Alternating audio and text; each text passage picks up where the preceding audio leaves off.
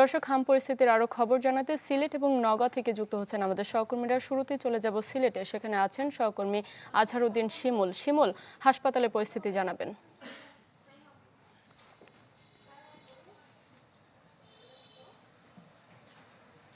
শারমিন, দেখুন, সিলেটে কিন্তু হামের যে প্রাদুর্ভাব তা বেড়েই চলছে এবং গত 24 ঘন্টায় আপনি যেটা বলছিলেন একজন শিশু মারা গিয়েছে। সে হামের লক্ষণ নিয়ে কিন্তু প্রথমেই শহীদ শামসুদ্দিন মেডিকেল কলেজে ভর্তি হয়, তারপর তার অবস্থার অবনতি হলে তাকে উন্নত চিকিৎসার জন্য ওসমানী মেডিকেল কলেজে প্রেরণ করা হয়। সেখানেই সে চিকিৎসারত অবস্থা মারা যায় এবং এই শিশুর মৃত্যু নিয়ে গত এক সপ্তাহে সিলেটে এখন পর্যন্ত হামের উপসর্গ নিয়ে 3 জন শিশু মারা গিয়েছেন এবং সিলেটে এই যে হামের প্রাদুর্ভাব তা বাড়ছে এবং গত আমরা দেখেছি 24 ঘন্টায় একজন শিশু শরীরে হাম শনাক্ত হয়েছে এবং আজ পর্যন্ত অর্থাৎ 11 এপ্রিল পর্যন্ত চলতি বছরে 41 জন শিশু শরীরে হাম শনাক্ত হয়েছে বলে আমাদেরকে স্বাস্থ্য অধিদপ্তরের পক্ষ থেকে জানানো হয়েছে এবং একই সাথে হামের উপসর্গ নিয়ে সন্দেহভাজনভাবে সিলেটের বিভিন্ন হাসপাতালে এখন পর্যন্ত গত 24 ঘন্টায় 19 জনের মতন রোগী ভর্তি হয়েছে। তার মধ্যে সিলেট শামসুদ্দিন হাসপাতাল সহ ওসমানী মেডিকেল কলেজে ভর্তির সংখ্যা রয়েছে এবং পুরো বিভাগের চিত্র যদি বলি, আপনি জানেন যে হবিগঞ্জ, মৌলভীবাজার, সুনামগঞ্জ এবং সিলেট এই 4 জেলায় এখন পর্যন্ত স্বাস্থ্য অধিদপ্তর আমাদেরকে জানিয়েছে যে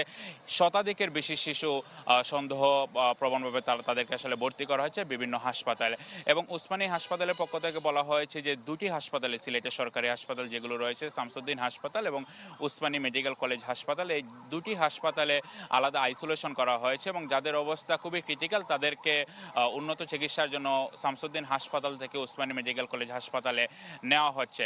তবে এখন পর্যন্ত আসলে হামের যে টিকা শুরু হয়েছে দেশব্যাপী, সিলেটে এখন পর্যন্ত হামের টিকা শুরু হয়নি। ঢালাইয়ের সেরা প্রিমিয়ার সিমেন্ট এবং একই সাথে হাম শনাক্তর জন্য যে ল্যাবরেটরিতে যে সরঞ্জাম প্রয়োজন সিলেটে এখন পর্যন্ত নেই। আমরা দেখেছি যে হামের পরীক্ষা শনাক্তের জন্য যে স্যাম্পলগুলো রয়েছে সেগুলো ঢাকা পাঠানো হয়, ঢাকা থেকে আসার পর আসলে সিদ্ধান্ত হয় হাম শনাক্ত হয়েছে কিনা।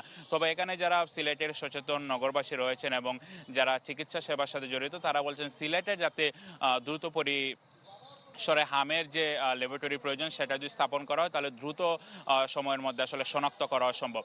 তো সব মিলে আমার কাছে এই ছিল সিলেটের হাম পরিস্থিতি সবশেষ। শারমিন। শিমুল, ধন্যবাদ আপনাকে। দর্শক, এবার নওগাঁ থেকে যোগ দিচ্ছেন সহকর্মী হারুনুর রশিদ চৌধুরী। হারুন, হাসপাতালে রোগীর চাপ কেমন দেখছেন?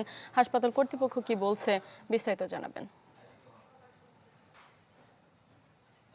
আসলে আমরা এর আগের খবরেও জানাচ্ছিলাম যে যারা আসলে হাম আক্রান্ত শিশু অথবা হামের লক্ষণ আছে তাদের প্রত্যেকেরই বাবা মার একটি লক্ষ্য থাকে যে তারা একটু ভালো জায়গায় গিয়ে চিকিৎসা নেবেন, যার কারণে নওগাঁ যে জেনারেল হাসপাতাল আছে এইখানে অন্যান্য উপজেলার চাইতে ভিড় খানিকটা বেশি। আপনি দেখতে পাচ্ছেন যে মেঝেতে একদম গাদাগাদি করে আসলে শিশুদেরকে ভর্তি রাখা হয়েছে। যদিও বা হামের জন্য আলাদা একটি ইউনিট আছে 8 আসন বিশিষ্ট, সেই জায়গা সংকুলন না হয় কিন্তু এরকম বাইরেও রাখা হয়েছে অনেকেই।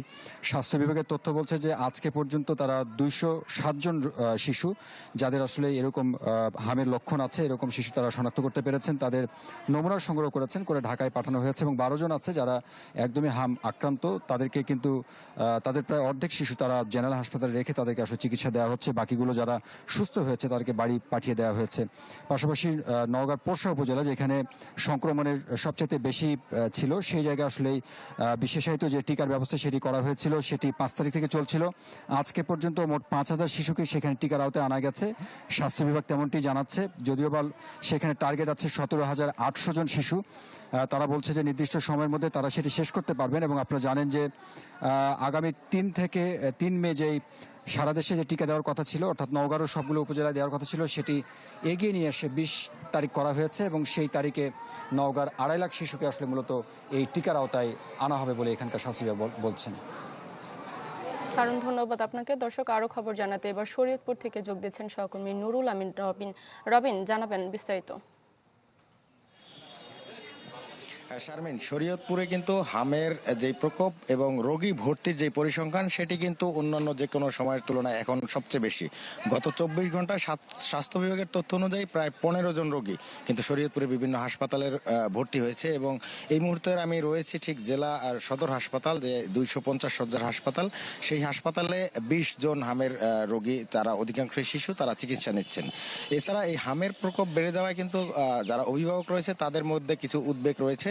তারা এই ধরনের উপসর্গ দেখলে তাৎক্ষণিক হাসপাতালে চিকিৎসকদের শরণাপন্ন হচ্ছেন। তবে আমি একটু জানিয়ে রাখি যে জেলা সদর যেই হাসপাতালটি রয়েছে অন্যান্য উপজেলা পর্যায়ের হাসপাতাল থেকে এই হাসপাতালে কিন্তু রোগীদের চাপ বেশি এবং উপজেলা পর্যায় থেকে রোগীরাও কিন্তু এখানে এসে ভিড় করছে, যার কারণে চিকিৎসকদেরও কিন্তু খানিকটা হিমশাম খেতে হচ্ছে। এবং এখানে হামের রোগীদের জন্য কিন্তু আলাদা একটি ওয়ার্ড করা হয়েছে, সেখানে 10 শয্যা ছিল এর আগে এবং সবশেষ সেখানে আরো 5টি শয্যা বৃদ্ধি করা হয়েছে। বর্তমানে 15 শয্যায় তাকে চিকিৎসা দেওয়া হচ্ছে। আর সব মিলিয়ে আমি জেলা সার্বিক পরিস্থিতি যদি বলি, এই বিগত কয়েকদিনে কিন্তু শরীয়তপুরে মোট 140 জন হামের রোগী এর মধ্যে হাসপাতাল থেকে চিকিৎসা নিয়েছেন বা হাসপাতালে ভর্তি হয়েছেন, যার মধ্যে অধিকাংশই ছিল জাজিরা উপজেলাতে এবং সেই উপজেলায় কিন্তু 52 জন হামের রোগী শনাক্ত হয়েছে, যার কারণে সরকারের পক্ষ থেকে যে হামের টিকার একটি কর্মসূচি নেওয়া হয়েছে সেই শুধুমাত্র জাজিরা উপজেলাতেই এখন পর্যন্ত সেই টিকা কার্যক্রম চলমান রয়েছে।